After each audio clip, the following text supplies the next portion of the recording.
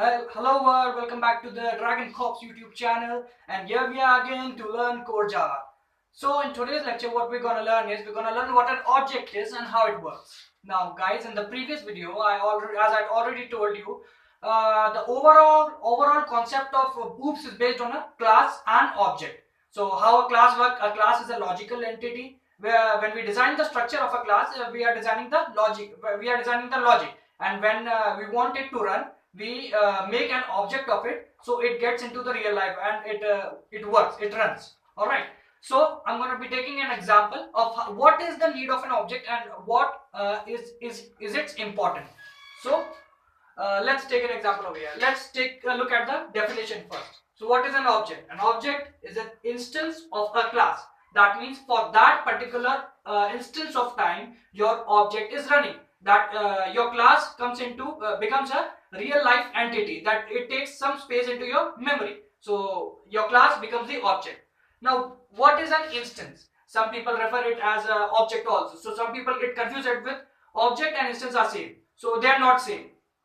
Actually what happens is instance is an object with specific values. We'll be taking a look at it over here. We'll be taking an example in which we have a class student which has some variables as height, weight and roll number. We have three variables as height, weight and roll number.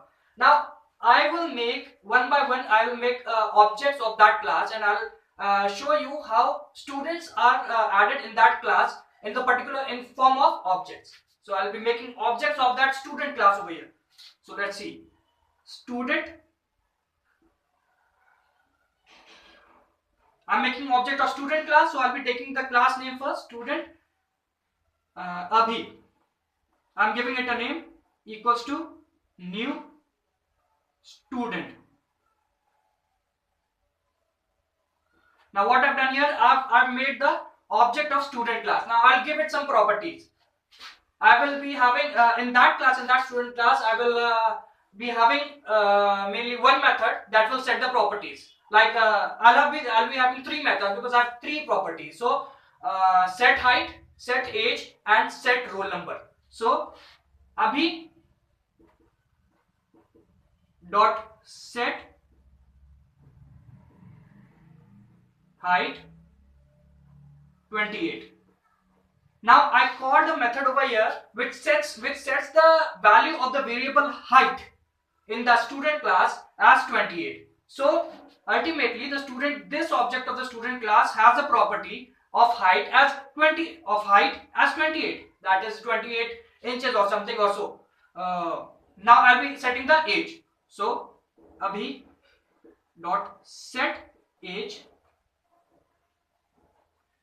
12. Now I set his age as 12. Now I'll be giving it a roll number. So Abhi dot set roll as 1. Now I made an object of the student class and gave it its properties. And what are the properties over here?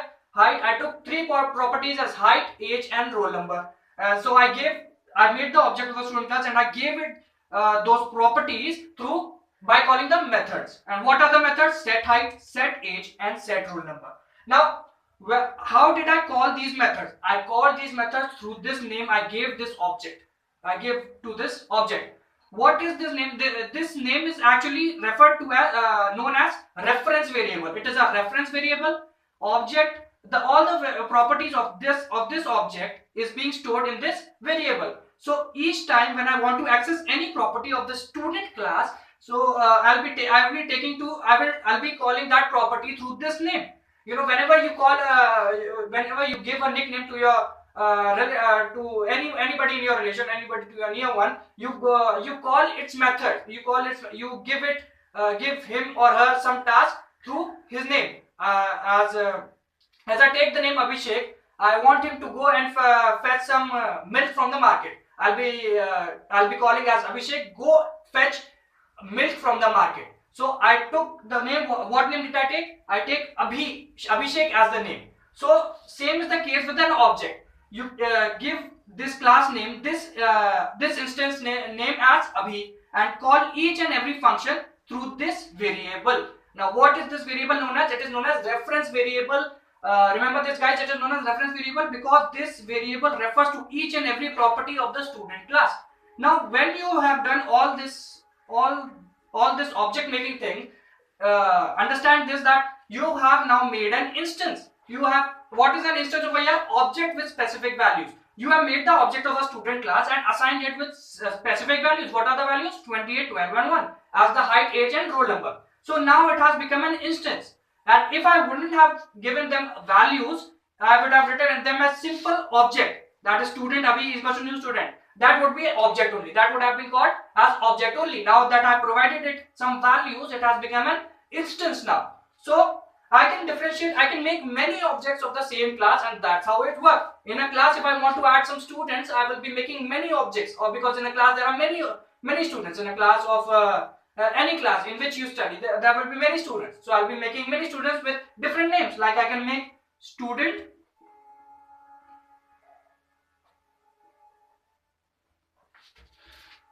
like if I rub this thing over here, I can make another object as student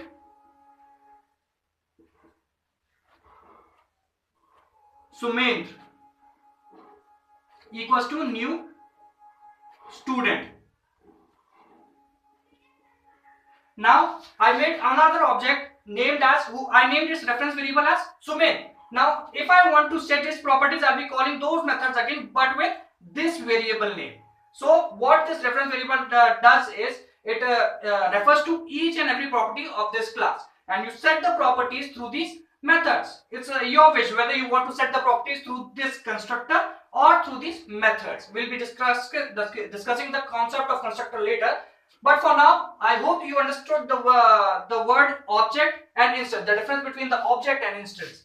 Now, without any property, the object is called as object only. But if we assign some properties to it, and we differ among many objects through these on behalf of these properties, then we call each individual object as instance. So that's what it's all about. I hope you like this video. So please don't forget to like and subscribe my channel.